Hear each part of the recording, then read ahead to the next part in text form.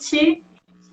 Oi, Ângela. Olá, tudo bom? Tá me Boa escutando bem? noite. Que Tudo bem, boa saudade. noite. Não é, menina? Muito.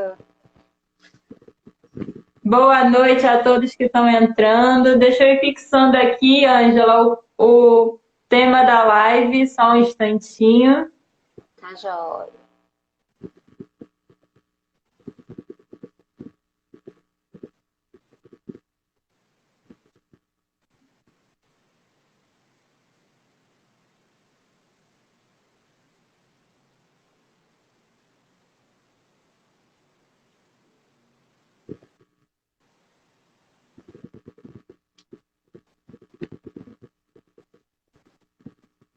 Boa noite, Marlene.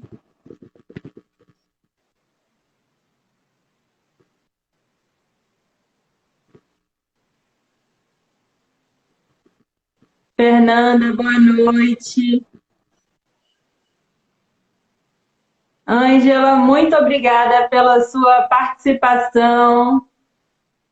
Eu estou muito feliz com Obrigada. essa live. Estava muito ansiosa para que chegasse esse dia. Você é uma pessoa muito especial para mim na minha caminhada e eu tenho certeza que todos que estiverem aqui compartilhando com a gente esse momento vão gostar muito dessa partilha, dessa troca, né? E já deixar aqui à disposição quem quiser deixar suas perguntas aí, a gente vai anotando para que a gente, no finalzinho da live, a gente vá respondendo essas perguntas, tá bom? Ângela, queria pedir para você inicialmente se apresentar. Boa Tá noite, jóia. Vera. Bastante gente. Primeiro eu queria agradecer o convite, né? Você é uma pessoa muito especial, né?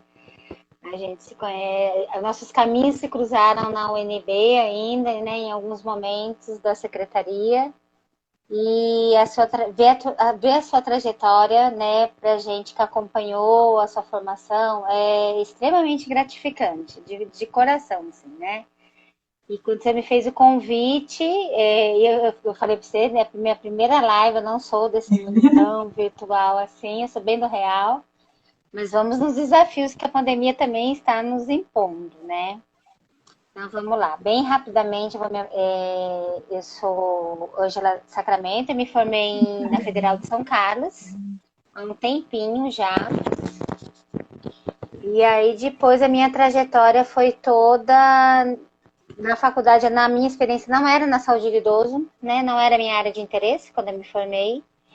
E aí eu fiz uma especialização na Unicamp na área de TO e reabilitação, principalmente reabilitação multissensorial.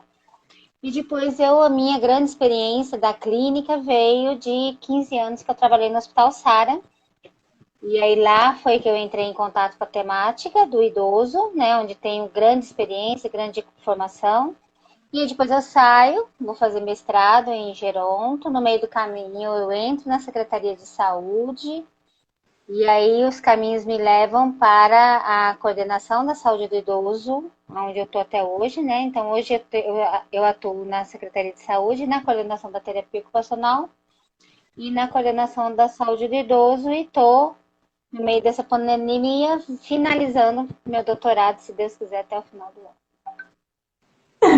Ah, meu Deus! É uma caminhada Muito! longa, né, Ângela? Mas vale a É, pena, com certeza. sim, sim, sim. E aí hoje a gente quer trazer essa temática, né? A pandemia tem nos trazido esse desafio de inovar a forma como a gente fala de terapia ocupacional e como a gente fala para as pessoas que estão em casa.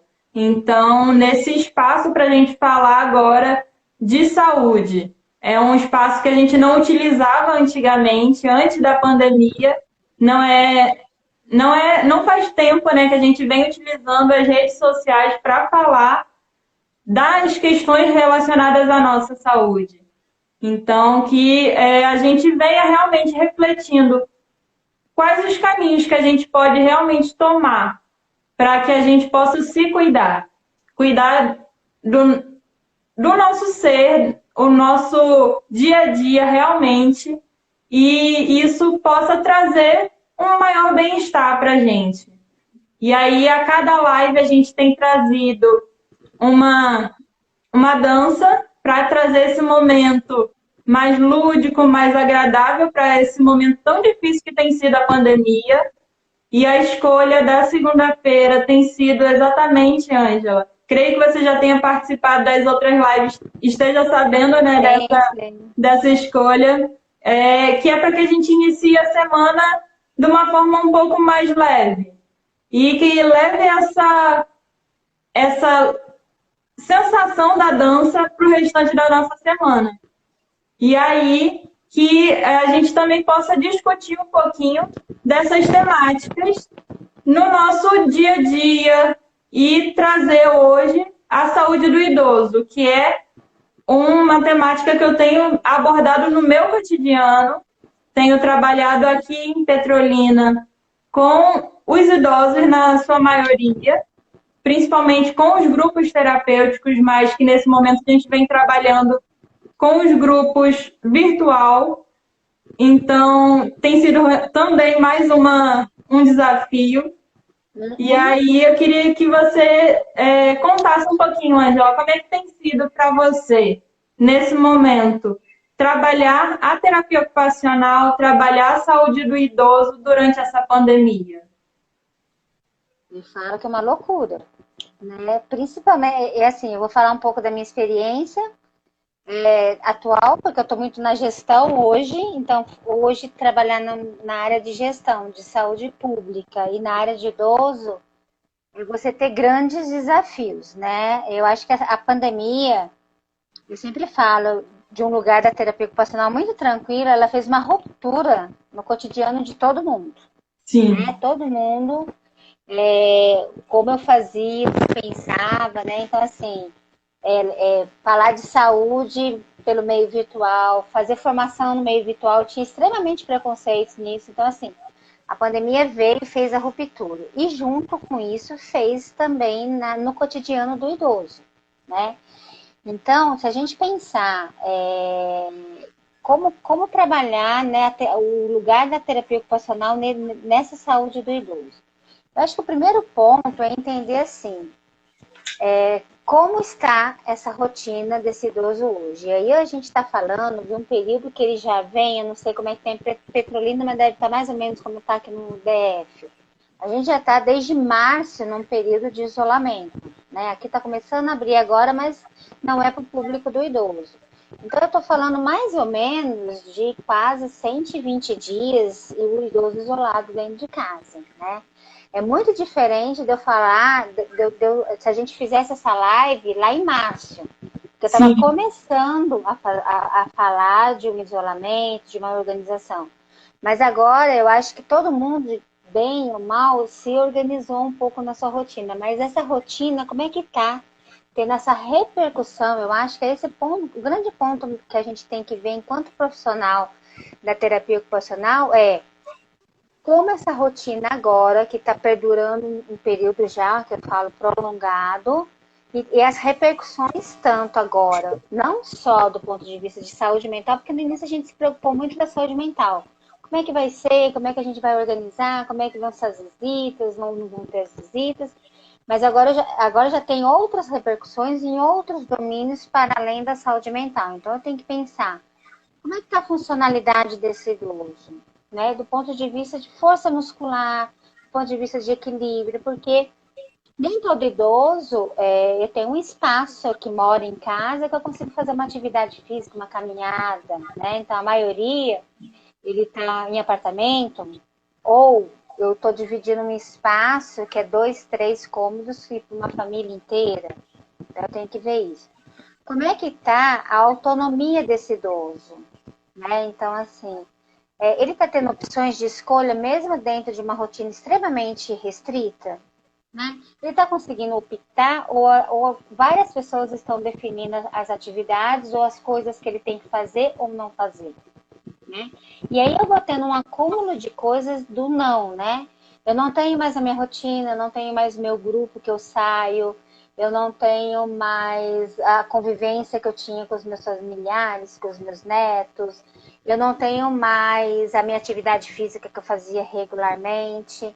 E aí vai me passando uma sensação, e pode vir uma desesperança, diga assim, e também não tem a previsão de quando isso vai terminar. Eu acho que esse é o grande X da questão. Né? Porque se a gente soubesse assim, olha, daqui 90 dias você vai ficar mais 90 dias e a gente vai encerrar e vai voltar. Mas a gente não tem, não dá para dar essa garantia. Né? Então, eu acho que hoje o grande desafio é reinventar uma reorganização de cotidiano. Né? Não é mais organizar esse cotidiano, mas assim, será que esse cotidiano ficou rotina demais? Será que esse cotidiano desse idoso ele não está muito empobrecido? Ou ele já ficou sem novidade, sem interesse, sem motivação, e aí a gente tem que rever? Eu acho que esse é hoje, no cenário atual que a gente está, já de um período de pandemia de 3, 4 meses, eu acho que esse é o nosso grande desafio enquanto terapeuta ocupacional e sem estar presente. Esse é o maior desafio ainda, né? Então, eu acho que nesse momento, como terapeuta ocupacional, eu posso ajudar nesse momento, né? Eu acho que a primeira é fazer uma escuta, né? Como esse idoso está se sentindo nisso, né? Nesse tumulto todo, como é que ele está se sentindo enquanto cidadão, né? Quais são os medos, quais são os anseios, né? De tudo que ele está ouvindo, de tudo. Eu falo que essa pandemia, ela trouxe uma coisa muito velada, que era o preconceito com o idoso. Não é fácil trabalhar com idoso, né? Ele não é a melhor idade, então esse chavão, vamos na melhor idade. Não é a melhor idade, inclusive os idosos não gostam de ser denominado assim. Então, assim, diante de um número absurdo de mortes que nós vivemos, assim, como é que ele está se vendo nessa pandemia? Né? Porque a hora que eu faço essa escuta, eu abro a possibilidade de ver o indivíduo e como é que a gente pode acessá-lo. Né? Pode ser que ele não queira reinventar várias atividades.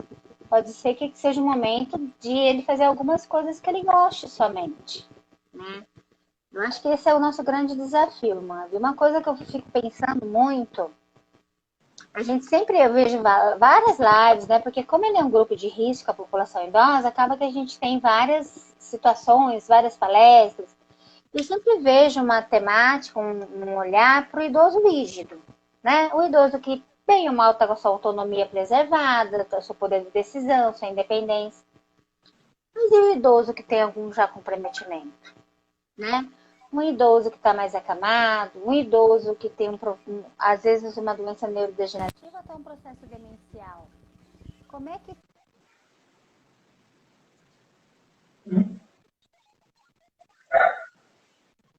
Pronto, voltamos. Aí, então, eu também fico pensando nisso. Como é que essa família tá com esse idoso dentro de casa, que não está tendo tanto o apoio de tantos profissionais, e como é que ela está estruturando também essa rotina, né? Então, Sim. e uma coisa que eu sempre, os idosos falam para mim, assim, às vezes, alguns falam para mim assim, não, parece que todo mundo quer que eu aprenda tudo nesse momento, né? E às vezes não é o momento de aprender coisas muito mirabolantes, né? Porque às vezes é um momento de parar, né? De respirar, de ficar com a família, de realmente ser escutado. Tantas pessoas que estavam ali, né, Ângela, que realmente só estavam presentes, mas a família não tinha tempo ali para escutar, não tiravam um momento do seu dia para ficar com esse idoso. E exatamente. essa carência já existia. E esse momento, a quarentena, ela tem proporcionado às famílias essa possibilidade de realmente estar com esses idosos. E geralmente isso tem sido também um grande desafio, porque estar nesse local é muito difícil. Se você Na não verdade, sabe como ficar com esse idoso, o que fazer com ele, como interagir, fica muito difícil.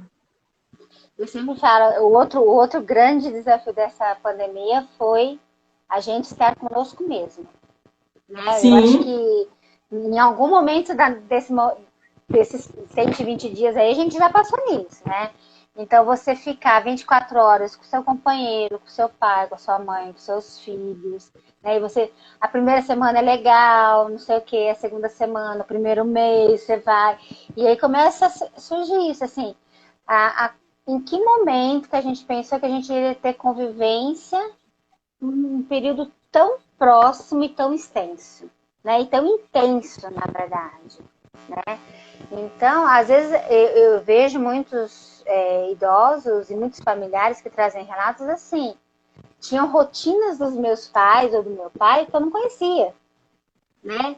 Tinham gostos, tinham conversas que acho que no último sim, ano a gente não se permitia. E o cotidiano nosso, né, de tantas tarefas, de multitarefas, não permitia isso, né? Você, normalmente os filhos, né, saem de manhã, voltam no final do dia e a rotina vai, né? Então a convivência é muito pouca. Então eu acho que esse grande desafio daqui para frente, eu acho que é qualificar esse estar, né? E ouvir mesmo esse idoso, assim. E eu acho que não é afrouxar, mas a gente tem que pensar qual é a necessidade dele nesse momento, né? Então, assim, e às vezes eu falo que né, a gente tem que achar o 40, a gente não pode ser nem 8 nem 80, né? uhum, Eu não posso deixar o idoso, tipo, virar notícia ruim, em qualquer lugar ele tá indo lá, né? Porque se a gente sim, afrouxar, ele vai. Mas eu também não posso, agora, no que momento a gente tá, tipo assim, eu posso permitir que eu desça com ele, que alguém desça com ele de manhã, 2 ou 3 vezes por manhã, por semana, eu faço uma caminhadinha num local onde eu não tenho ninguém, ele tá com máscara, ele tá protegido? Eu posso, né? Porque é isso que eu vou falar. Eu vou trabalhar o quê? Eu vou trabalhar a questão da própria vitamina D, né? De um ambiente diferente que não seja as quatro paredes, né? De eu fazer uma caminhada, de eu trabalhar esse equilíbrio, de eu trabalhar a percepção, de eu trabalhar minimamente a questão da luz. Quando eu vejo a luz, você tem uma outra perspectiva de vida, né? Um outro encarar a vida. E eu falo muito isso, experiência com meus pais. O apartamento deles, como é primeiro andar, ele dá de cara com o muro.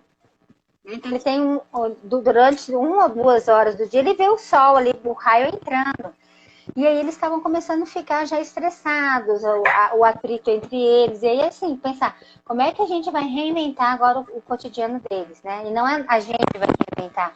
Como é que a gente pode ser instrumento de auxiliar, né, essa reorganização, né? Porque, por isso que eu falo, escuta, né? A gente precisa saber o que eles querem, o que eles permitem que a gente, enquanto terapeuta ocupacional, faça isso. Um idoso mais acamado, um idoso com uma síndrome demencial, alguma coisa, então eu posso trabalhar o quê?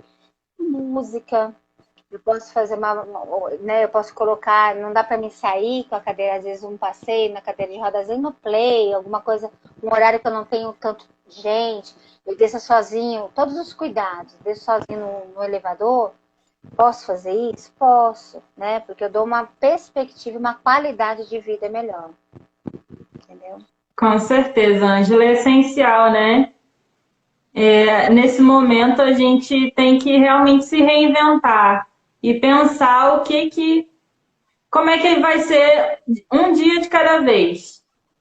Não, a gente minimizar o efeito disso tudo, tentar não planejar os próximos meses, porque realmente, como você estava falando anteriormente, a gente não sabe quanto tempo isso vai levar. E isso é um dos motivos de gerar essa aflição. Então, que a gente possa viver realmente cada dia com muita vida e trazer essa vida para cada momento, para cada atividade que a gente esteja fazendo. E aí, Exatamente. para a gente respondendo algumas das perguntas que a gente teve aí durante esse período de divulgação das lives, Ângela. Queria que você falasse um pouquinho da prevenção de quedas, que é uma das coisas que a gente vem observando muito nesse período de isolamento, mas em casa em si. Os idosos mais em casa, mais riscos, muitas vezes, menos atividade física, né? E aí, como que fica esse equilíbrio? Então, uma coisa que a gente precisa, eu acho que ampliar, e quando eu falo de quedas, automaticamente vem força e equilíbrio. Só que a queda ela é multifatorial. Sim. Ela é para além da condição só física, né? Então, hoje eu tenho essa questão do equilíbrio, né? Porque eu estou me movimentando muito, muito pouco, na verdade.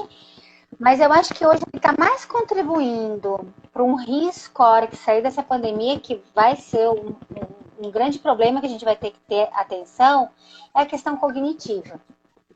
Porque para mim caminhar com segurança, eu tenho que ter uma boa força muscular, eu tenho que ter um bom equilíbrio, mas eu tenho que ter uma boa atenção, eu tenho que ter uma boa percepção visio-construtiva. Então eu tenho que, quando eu estou caminhando, eu sempre falo assim, é praticamente dupla tarefa. Eu estou caminhando, mas eu não fico pensando, erga meu pé, ali tem um buraco, ali tem uma pedra, tenho que erguer mais o meu pé, eu tenho que suspender mais. Isso são informações secundárias que o cérebro vai processando, né, e vai fazendo esses ajustes. Então, o caminhar, que é onde eu posso ter um risco de quedas, ele tem um componente físico, mas ele tem um componente extremamente cognitivo. E aí, quando eu tenho esse idoso, né, trago ele para esse cenário, onde ele está 120 dias dentro de casa, onde eu tenho poucos distratores, né, dentro de casa é um ambiente, hoje, como o idoso está, ele está num ambiente extremamente controlado. Eu não tenho guri gritando, eu não tenho neto falando ao mesmo tempo, eu não tenho panela apitando, telefone tocando, né? Eu tenho lá uma coisa de cada vez no tempo dele. Né? Então eu estou trabalhando muito pouco atenção, eu estou trabalhando muito pouco a memória de trabalho, que é o que eu tenho que fazer enquanto eu vou fazer outra coisa. Né? A minha visão tá, o meu sistema visual no sentido de figura fundo, então assim, quanto que está lá adiante quando eu vou atravessar uma rua? A que distância esse carro está de mim? Para mim saber se a minha velocidade que eu tenho na minha memória, dá para me atravessar sem ser atropelado. Isso é um construto cognitivo. Né? A hora que eu não estou há 120 dias treinando isso, com certeza o cérebro vai diminuir essa minha habilidade. Né? Então, o que a gente tem que fazer com o idoso? E aí, assim, se ele quer também. É porque o idoso não vai querer. Sim. Eu posso trabalhar alguns obstáculos em casa e orientar, e aí o terapeuta ocupacional, o profissional de saúde, né? Eu falo sempre assim, o idoso é uma equipe interdisciplinar, né? Eu posso orientá-los a trabalhar reforço muscular. Idoso precisa de carga, ele precisa de peso, ele precisa fazer massa muscular, tá? Então essa coisa assim, vamos trabalhar só o relaxamento? Não, né? E aí, nesse contexto, entra a dança cena extremamente importante.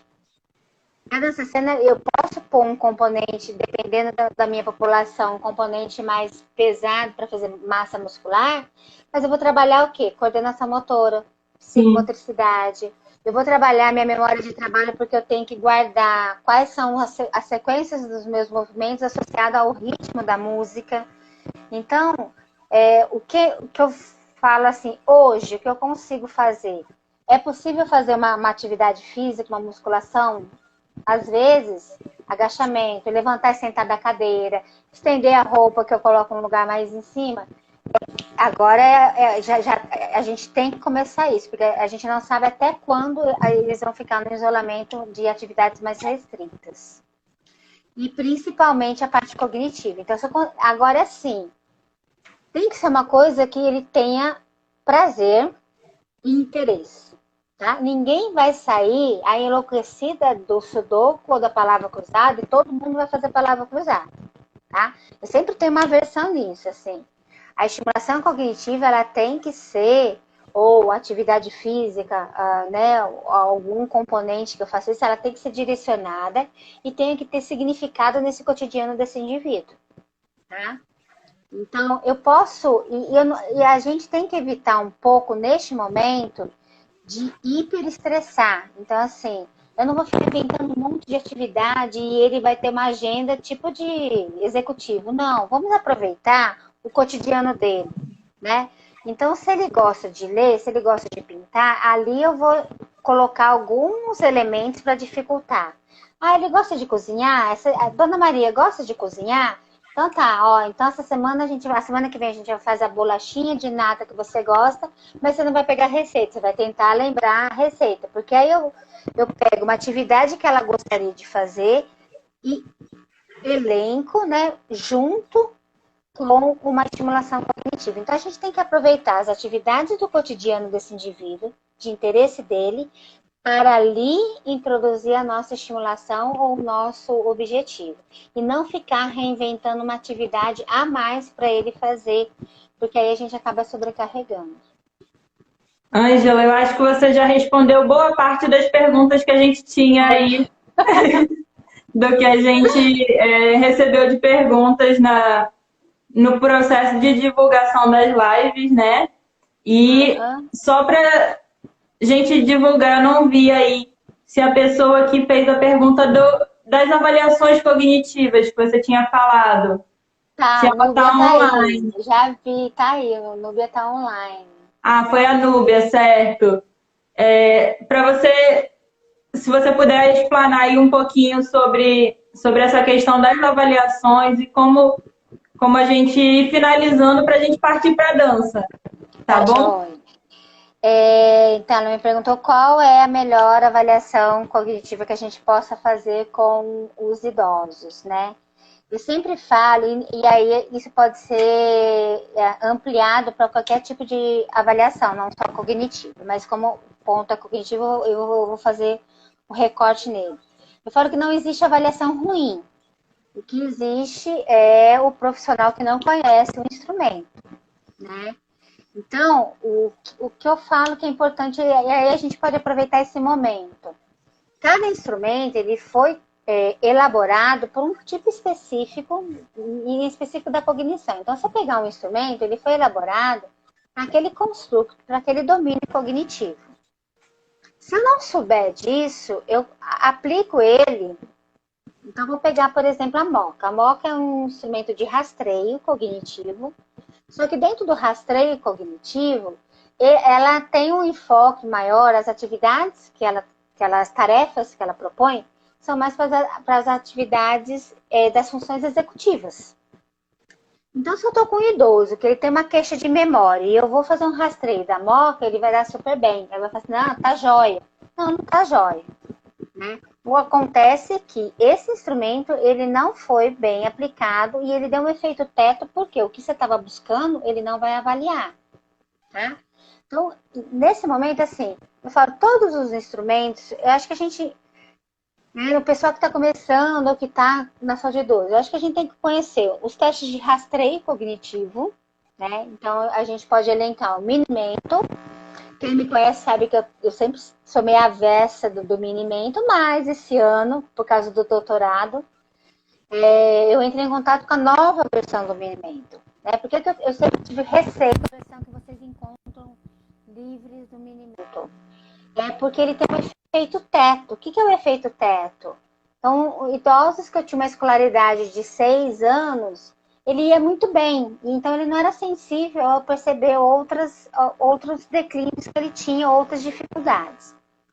Com essa nova versão do Minimento, ele tem 3 versões. Ele tem uma versão breve, que é para os idosos poucos escolarizados. Ele tem a versão que a gente conhece. E ele tem uma versão que a gente fala ampliada, que ele tem mais 2 tarefas, que é para quem tem alta escolaridade. Então, é um instrumento que vale a pena ter. E tem o ACE, que é o Addenbrooke, que eu gosto, que me dá uma visão mais ampla de todos os domínios que a gente pode estar utilizando. né? Então, assim, vai depender o que eu estou pesquisando, vai depender aonde eu trabalho, por exemplo, o Attenborough, que ele é legal, eu gosto. Mas se eu for usar ele, vamos pensar num serviço público, onde eu tenho meia hora para atender, e esse idoso ele não consegue voltar várias vezes, não é um instrumento adequado, né, para o meu cenário. Se eu estou no particular e eu consigo ver esse idoso mais vezes, eu consigo utilizar um outro instrumento.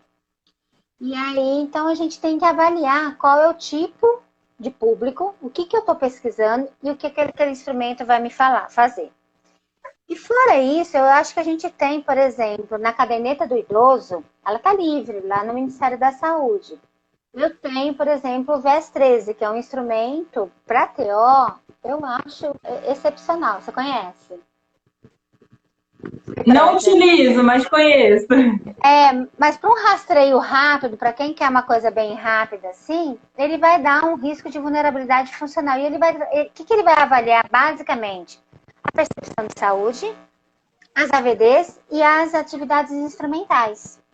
Então, se você quiser uma coisa rápida para dar um olhar como é que está a capacidade funcional, e é de pergunta. Inclusive, eu posso usar ele online se eu quiser, se quiser. Porque ali me dá uma noção. Ele está com comprometimento das atividades instrumentais, é uma coisa. As básicas já é mais sério, né? Porque quando eu tenho comprometimento do autocuidado, é sinal que a minha instrumental já foi, né? Ela já tem um processo. E aí a gente tem que ver o que está acontecendo nisso. Então, eu acho que, no geral, dos instrumentos é esse. Eu acho que você tem que ter os instrumentos como um arsenal, como se fosse uma farmácia. E aí, dependendo do caso, você vai elencar qual instrumento que você vai mais utilizar. Mas hoje eu estou mais queridinha com o Minimento novo. Já estou mais amizade com ele. Eu acho que essa é a questão que você trouxe, que eu acho que é a principal, né? A gente tem que avaliar caso a caso. Então, realmente ver o que você tem de disponibilidade no serviço que você está, o que você realmente pode fazer e o que aquela pessoa precisa. Qual é a dificuldade dela que você observou na sua análise clínica e o que isso vai necessitar de acordo com cada instrumento. Existem muitos instrumentos e cada um tem o seu potencial. Cada um tem sua dificuldade também. E a gente tem que fazer esse balanço para que a gente possa utilizar da melhor forma. E eu acho extremamente importante essa sua fala. E uma coisa que eu acho que é importante, mesmo em pandemia, mesmo no cenário que a gente está vivendo, é o trabalho em equipe. Eu sempre acredito no trabalho em equipe. Né? Então, se chegou um paciente para mim, vamos pensar, me procurou, e ele veio de uma psicóloga, que ela já fez a testagem lá, para que eu vou fazer a retestagem?